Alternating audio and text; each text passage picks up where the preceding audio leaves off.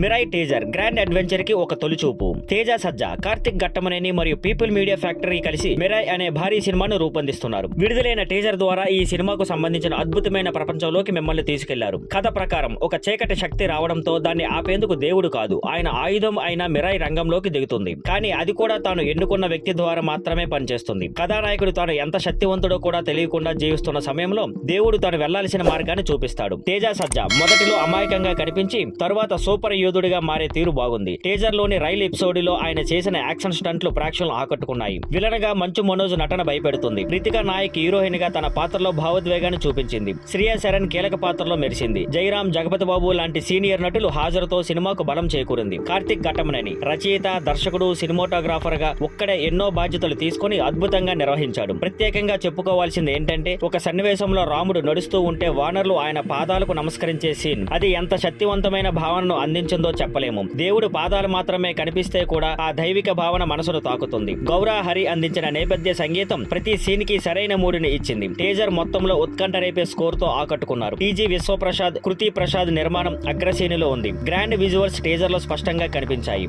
ఇది ఇటీవల కాలంలో చూసిన అత్యుత్తమ టీజర్లలో ఒకటి. సెప్టెంబర్ 5న సినిమా థియేటర్లో విడుదల కానుండగా ప్రేక్షకుల్లో ఇప్పటికే భారీ అంచనాలు ఏర్పడిపోయాయి. ఇప్పుడే ఓపిక పడలేము. థియేటర్లో చూడాలన్న ఆసక్తి తారాస్థాయికి చేరింది. Thank you for watching. Please like, share and subscribe.